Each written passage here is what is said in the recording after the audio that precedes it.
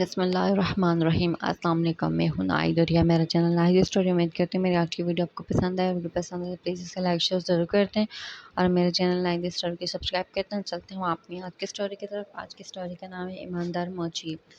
سردیوں کے دن تھے۔ بالا موچی درخت کے نیچے اپنی چھوٹی سی دکان میں جوتوں کی مرمت کرنے میں مصروف تھا۔ اس کی دکان بغیر چھت اور دیواروں کی ایک ٹھنڈے منڈے درخت کے نیچے تھی۔ گاؤں کے بالکل بیچوں بیچ ایک صاف ستھرے میدان میں تھی اور اس دکان کا کل اثاثہ صرف ایک لکڑی کی صندوق تھا۔ بالا کام ختم کر کے اپنی ساری چیزیں صندوق میں بند کر لیتا اور کنڈی لگا لیتا، یوں دکان بند ہو جاتی۔ دوپہر کا وقت تھا، سورج سر پر چمک رہا تھا۔ بالا پھر بھی سردی محسوس کر رہا تھا۔ اس نے اون کی بنی ہوئی پرانی شال اپنے جسم کے گرد لپیٹ کر رکھی ہوئی تھی۔ اس کے باوجود اس کے ہاتھ پاؤں ٹھنڈے ہو رہے تھے اور وہ گاؤں کا واحد موچی تھا۔ گاؤں کے سب لوگ اسی سے اپنے پھٹے پرانے جوتوں کی مرمت کرواتے تھے، اس لیے اس کو فارغ بیٹھنے کی ذرا بھی فرصت نہیں ملتی تھی اور وہ صبح سے شام تک اپنے کام میں لگا رہتا تھا۔ بالا تھا تو غریب، مگر اس میں لالچ نام کی کوئی بھی چیز نہیں تھی۔ اسے علم تھا کہ گاؤں کے لوگوں کی زیادہ آمدنی نہیں ہوتی، وہ بڑی مشکل سے اپنا گزر بسر کرتے ہیں۔ بالا گاؤں کے دوسرے لوگوں کی طرح ہی ان پڑھ ہی تھا، مگر اس کو لوگوں کی غربت کا احساس تھا، اس لیے وہ ان سے جوتوں کی مرمت کے زیادہ پیسے نہیں لیتا۔ ایسا بھی نہیں تھا کہ اس کو جوتوں کی مرمت کے بدلے کی رقم ہی نہیں ملتی۔ گاؤں کے کچھ لوگ اس کی خدمت کے عوض اس کو مرغیاں، انڈے، سبزیاں اور گڑ وغیرہ بھی دے جاتے۔ ایک دفعہ اس نے گاؤں کے ایک آدمی کی 2 بچوں کے نئے جوتے بنائے تھے۔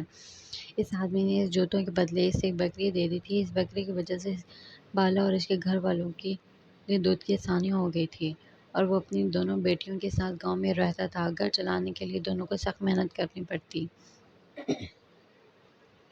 اس کی بیوی ایک بہت ہی اچھی اور محنتی عورت تھی۔ وہ جوتوں میں کام آنے والے چمڑے رنگنے میں بالا کی ہاتھ بتاتی تھی اور اس کے ساتھ ساتھ وہ گاؤں کے ذمہ داروں کے کھیتوں میں بھی کام کرتی تھی، جس سے کچھ پیسے مل جاتے تھے۔ دونوں کی جدوجہد کے نتیجے گھر کی گاڑی چلتی تھی۔ ان کی دونوں بیٹیاں ابھی چھوٹی تھیں اور گاؤں کے کچے مدرسے میں پڑھتی جاتی تھیں۔ دونوں میاں بیوی ان کو کسی کام میں ہاتھ نہیں لگانے دیتے تھے۔ بالا ان سے کہتا تھا کہ وہ پڑھتی لکھتی رہیں۔ اس کے باوجود دونوں لڑکیاں گھر کے مختلف چھوٹے موٹے کاموں میں لگی رہتی ہیں، جس کی وجہ سے بالا کی بیوی کو بڑی آسانی ہو جاتی۔ بالا کے گھر کی ایک مدت سے مرمت نہیں ہوئی تھی۔ اس کے گھر کے 3 کمرے تھے اور ان کی چھتیں بوسیدہ ہو گئی تھی۔ بارش ہوتی تو پانی سارا کمروں میں ٹپکنے لگتا۔ بالا یہ سوچ کر پریشان ہو جاتا کہ اگر سردیوں میں بارش ہونا شروع ہوگی تو کیا ہوگا۔ اس نے پیسے جمع کرنا شروع کر دیے تاکہ بارش کے ہونے سے پہلے ہی گھر کی چھت کی مرمت کروا لے، مگر ابھی اس کے پاس بہت تھوڑے ہی پیسے جمع ہوئے تھے اور وہ اس مقصد کے لیے اب سورج غروب ہونے تک کام میں لگا رہتا تھا تاکہ کچھ فاضل رقم جمع ہو سکے جو چھت کی مرمت میں کام آئے۔ تھوڑی ہی دیر گزری تھی کہ اس کی بیوی اس کا کھانا لے کر آ گئی۔ وہ اپنے ساتھ ٹین کا ایک ڈبہ ساتھ لائی جس میں اس نے لکڑیوں سے آگ جلا رکھی تھی۔ بالا بیوی کو کھانے کو اور آگ کے ڈبے کو دیکھ کر بہت خوش ہو گیا۔ بالا بولا، بالی خوش رہے، تو نے تو کمال کر دیا ہے، تجھے کیسے پتہ چلا کہ مجھے سردی لگ رہی ہے؟ بالی نے اپنی تعریف سن کر شرما گئی، خوش ہو کر بڑے پیار سے بولی، ہائے بالے، جیسے سردی یہاں ہے ویسے ہی سردی گھر پر بھی ہے۔ میں نے سوچا تو سردی میں کام کر رہا ہوگا، اس لیے میں ڈبے میں آگ جلا کر لے آئی ہوں۔ یہ کہہ کر اس کی بیوی کھانا کھول کر اس کے سامنے رکھ دیا اور بولی، بالا تو کھانا کھا، میں گھر جاتی ہوں، دونوں بچیاں مدرسہ سے واپس آنے والی ہوں گی، ان کو بھی کھانا دینا ہوگا۔ بالا نے کہا، ٹھیک ہے تو گھر جا۔ بالی یہ سن کر میری خاطر بہت تکلیفیں اٹھاتی ہے، مجھے تو اس کا بہت افسوس ہوتا ہے کہ میں تجھے کوئی سکھ نہ دے سکا، بس تو دیکھتی ہی رہ جاتی ہے۔ جیسے ہی گھر کی چھت کی مرمت ہو جاتی ہے تو میں پھر پیسے جمع کروں گا، ان سے تیرے لیے سونے کی بالیاں اور ہاتھ کے کڑے بنوا دوں گا۔ اس کی بیوی بولی، تو ہمارے لیے صبح سے شام تک کام میں لگا رہتا ہے، اللہ کا شکر ہے، میں بہت سکھ میں ہوں۔ ہماری بچیاں پڑھ لکھ رہی ہیں، مجھے نہ بالیاں چاہیے اور نہ ہی کڑے چاہیے اور نہ ہی اوڑھنے پہننے کے لیے کچھ اور چاہیے۔ اب اوڑھنے پہننے کی باری تو ہماری بیٹیوں کی ہے۔ بالا سر ہلانے کی جگہ پانی سے ہاتھ دھو کے اور پھر کھانا کھانے میں مصروف ہو گیا۔ اس کی بیوی اٹھ کر چلی گئی۔ بالا جلدی ہی کھانے سے فارغ ہو گیا اور دوبارہ کام میں لگ گیا۔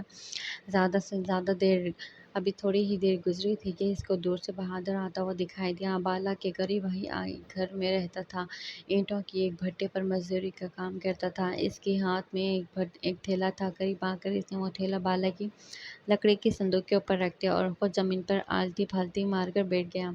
بالا نے وہ جوتا جس کی وہ مرمت کر رہا تھا اسے ایک طرف رکھ دیا اور بولا، بہادر بھائی کیسے آنا ہوا؟ بہادر نے دھیر سے کہا، پرسوں دوسرے گاؤں سے لڑکے والے شادی کے لیے میری بڑی بیٹی کو دیکھنے کے لیے آ رہے ہیں، اس لیے جوتے کی مرمت کرنے کے لیے آیا ہوں۔ لڑکے والے آئیں گے تو ان پھٹے پرانے جوتوں میں ان کے سامنے جاتے ہوئے شرم آئے گی، اس لیے اپنے پاؤں آگے کر کے کہا۔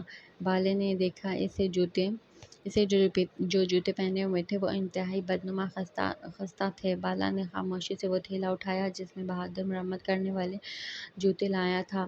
یہ جوتے بھی نہایت خستہ حال میں تھے۔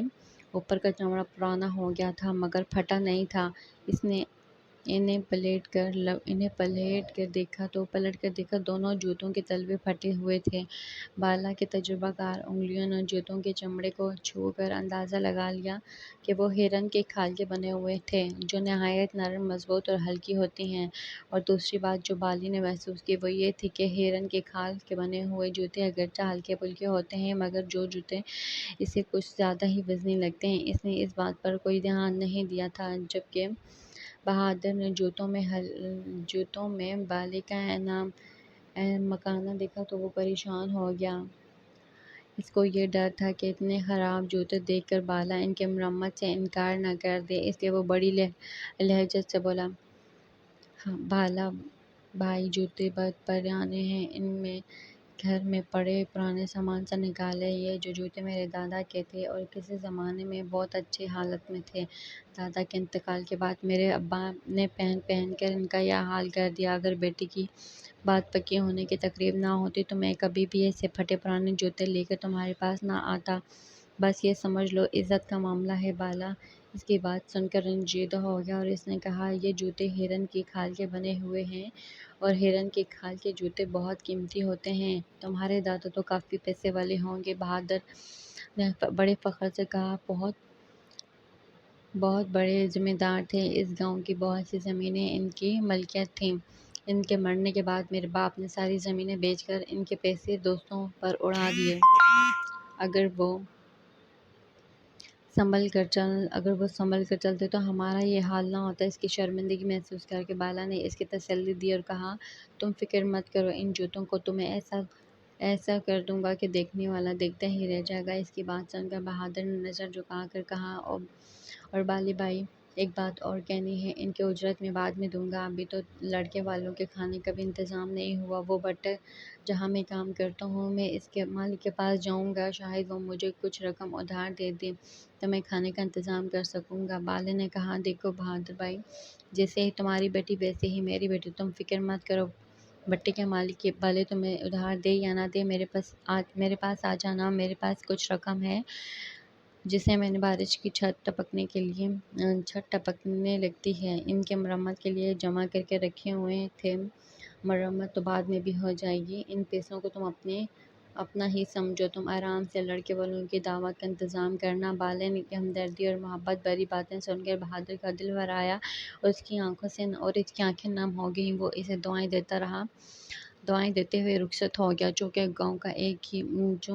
گاؤں کی ایک بیٹی کی شادی کا معاملہ تھا، اس لیے بالے نے دوسرے جوتوں کی مرمت کا کام چھوڑ کر بہادر کے جوتوں لے کر بیٹھ گیا۔ جوتوں کے تلوے تو بالکل ابھی مرمت کے قابل ہی نہ تھے، وہ نہ صرف بری طرح گھس کے تھے بلکہ بیچ میں سے دو حصوں میں تقسیم ہو گئے تھے۔ بالا نے اپنی لکڑی کی صندوق میں سے سب سے مہنگا والا تلوا نکالا۔ یہ تلوا وہ گاؤں کے امیر ذمہ داروں کے جوتوں میں لگاتا تھا۔ اس کے بعد وہ اپنے کام میں لگ گیا۔ شام تک جوتے تیار ہو گئے تھے۔ بالا نے ان پر بڑی محنت کی تھی اور وہ بالکل نئے لگ رہے تھے۔ اس نے اپنی ساری چیزیں لکڑی کی صندوق میں بند کر دیں اور اسے کنڈی لگا دی اور پھر بہادر کے جوتوں والا تھیلا اٹھا کر گھر کی جانب روانہ ہو گیا۔ اور اس پوری کارروائی کے دوران اس کا چہرہ پر عجیب تاثر تھا اور دبے جوش کے آثار تھے اور وہ بہت سنجیدہ نظر آ رہا تھا۔ اس کے قدم تیزی سے گھر کی طرف جانب بڑھنے لگے۔ ایسے معلوم دیتا تھا جیسے وہ جلدی سے جلدی گھر پہنچنا چاہتا ہو۔ گھر پہنچ کر اس نے جوتوں کا تھیلا ایک طرف رکھا۔ دونوں بچیاں باہر گلی میں دوسرے بچوں کے ساتھ کھیل رہی تھیں۔ بالی رات کا کھانا پکا رہی تھی۔ بالے نے اسے آواز دے کر بلایا اور وہ آئی تو بالے نے اسے بہادر کے جوتے دکھائے اور پھر اس کے پاس بیٹھ کر چپکے چپکے اس کو سب کچھ بتانے لگا۔ بالے کی باتیں سن کر بالے کی آنکھیں حیرت سے چمکنے لگی تھیں۔ اپنی بات ختم کر کے بالے نے اپنے کرتے کے جیب میں ہاتھ ڈال کر پرانے کپڑے کی ایک پوٹلی نکال کر بالے کو دکھائی۔ پوٹلی میں بہت سارے چمکتے ہوئے ہیرے اور سونے کی چھوٹی چھوٹی اینٹیں چمک رہی تھیں۔ ان کو دیکھ کر بالی حیران تھی اور بے حد خوش بھی نظر آ رہی تھی۔ بالی نے کہا، اب ہم بہادر کے گھر چلیں گے۔ بچیاں باہر گلی میں کھیل رہی ہیں، تو چولہے کی آگ ہلکی کر دے، ہم جلدی سے واپس آ جائیں گے۔ تھوڑی ہی دیر بعد بالا اپنی بیوی بالی کو لے کر بہادر کے گھر پہنچا۔ بہادر گھر پر ہی مل گیا تھا اور صاف پریشان فکر مند نظر آ رہا تھا۔ اس نے بالی کو اور اس کی بیوی کو عزت سے بٹھایا اور اس کی بیوی اور بیٹیاں بھی ان کے پاس آ کر بیٹھ گئی تھیں۔ جب سب بیٹھ گئے تو بہادر نے بالی کو بتایا کہ اس کے بٹے کے مالک نے اسے پیسے دینے سے انکار کر دیا ہے۔ اس نے اس کی بے عزتی بھی کی ہے اور وہ ادھار لینے کے لیے ہر وقت منہ اٹھا کر چلا آتا ہے۔ بالی نے کہا، بہادر، اللہ بہت رحم کریم ہے۔ میں تم کو اپنے گھر کوئی بچی اور میری کہانی سناتا ہوں۔ یہ کہانی سن کر تم سب بہت خوش ہو جاؤ گے۔ اس کی بات سن کر بہادر اور اس کی بیوی بیٹیاں سب حیرت اور دلچسپی سے دیکھنے لگیں۔ بالی کو تو بالے نے یہ باتیں سب سے پہلے ہی بتا چکا تھا اور وہ اس لیے حیران نہیں ہو رہی تھی۔ بہادر کی سمجھ میں تو کچھ بھی نہیں آ رہا تھا۔ وہ منہ کھولے بالی کی باتیں ہی سن رہا تھا۔ ان سب کی حیرت اور پریشانی دیکھ کر بالے کی بیوی مسکرا رہی تھی۔ بالے نے کہا، شروع کیا ہے، بہادر، تمہارے دادا بہت امیر آدمی تھے۔ جب میں نے ان کے جوتوں کو چیر پھاڑا تو ان کی ایڑیوں میں سے یہ چیز نکلی تھی۔ اس نے کپڑے کی وہی چھوٹی سی پوٹلی نکال کر سرکنڈوں سے بندھے ہوئے مونڈے پر رکھ دی۔ سب حیرانی سے اس پوٹلی کو دیکھ رہے تھے۔ جب کہ بہادر نے وہ پوٹلی کھولی تو اس میں رکھے ہوئے ہیرے اور سونے کی چھوٹی چھوٹی اینٹیں دیکھ کر سب حیران رہ گئے۔ بہادر نے وہ پوٹلی اٹھا کر بہادر کے حوالے کر دی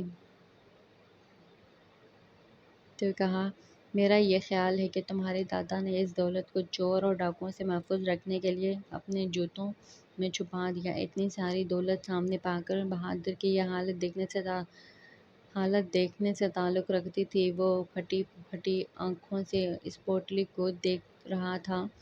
اس کی بیوی تو اتنی خوش ہوئی کہ چیخ چیخ کر رونے لگ گئی۔ جب تھوڑی ہی دیر بعد ان لوگوں کی حالت سنبھلی تو بہادر نے بالے کے ہاتھ تھام کر رونے لگا۔ بالا بھائی، تم احسان نیک فرشتہ ہو۔ اس نے کہا، تمہارا یہ احسان میں زندگی بھر نہیں بھولوں گا۔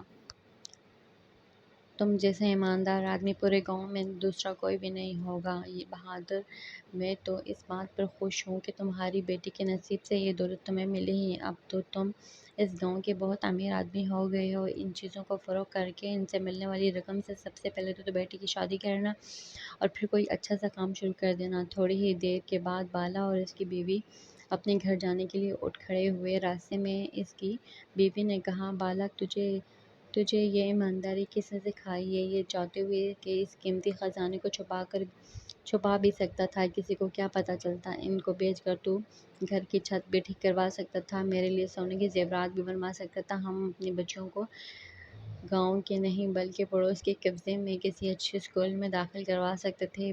بالا اس کی بات سن کر ہنس پڑا اور سینے تان کر کے بولا، ہمارے گھر کی چھتوں کی مرمت بھی ہوگی، تیرا زیور بھی بنے گا اور ہماری بچیاں قصبے کے نئے اسکول کے شہر میں پڑھنے کے لیے جائیں گی، اور یہ سب اپنے ہاتھوں سے کمائے ہوئے پیسے سے کروں گا۔ اس کی بات سن کر اس کی بیوی کھل اٹھی اور بولی، میں اور میری دونوں بچیاں بہت خوش نصیب ہیں، مجھے اتنا اچھا شوہر اور میری بچیوں کو اتنا اچھا باپ ملا ہے۔ اپنی تعریف سن کر بالا شرما گیا تھا۔ بیوی سے اس شرم کو چھپانے کے لیے اس نے جھوٹ موٹ سے غصے میں بولا، بالی ذرا تیز چل، مجھے بھوک لگی رہی ہے، گھر جاتے ہی کھانا کھاؤں گا۔ بالی سمجھ گئی کہ اس کی تعریف سے بالا شرما گیا ہے، اور مسکرائی اور تیزی سے چلنے لگی۔ امید کرتی ہوں آج کی اسٹوری آپ کو پسند آئے گی، اور اگر پسند آئے تو پلیز اسے لائک ضرور کر دیں، اور اسٹوری میرے چینل کو سبسکرائب کر دیں۔ اسی کے ساتھ مجھے دیں اجازت۔ اللہ حافظ، جزاک اللہ۔